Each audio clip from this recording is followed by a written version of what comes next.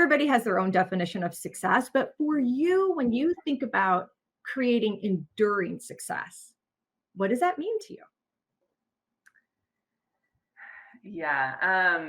So I think that it hopefully is fairly similar to where I mentioned before to you when I think about that. But I think that for me, what enduring success really means is just the ability to continue to not only um, achieve kind of tangible outcomes, but also to continue to feel like you are satisfying your own drives and your own needs as an individual. So I think whether that's the power of the relationships in your life, personal, professional, kind of whatever that looks like, as well as making, things come to fruition. So like you mentioned, a relationship that I had in naturally with a student athlete of being kind of in the position that I was as an administrator, and her knowing what I did and kind of knowing me a little bit very loosely, she then introduced me to you. And so I think that's the power of relationships and being able to share.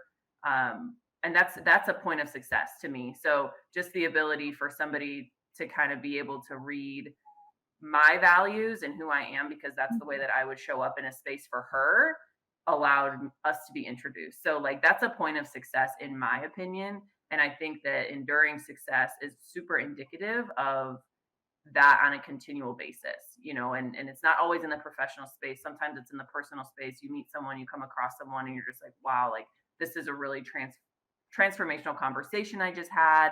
And so I think like not looking at success linearly too is Mm.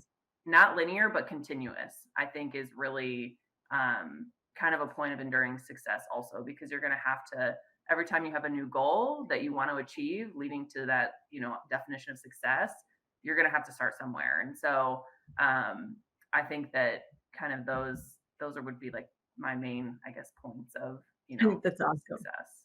And I totally appreciate the thought and the idea of continuous. It Mhm. is continuous. And oh my gosh. I mean, when we get to where we think we're like, oh, and then it's like, wait a minute, Yeah. there's more.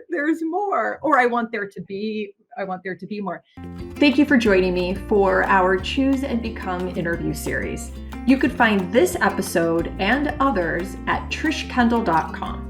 Just go to trishkendall.com/choose-become-interview-series. Or if you have a question or just want to leave a comment, email me, trish@trishkendall.com.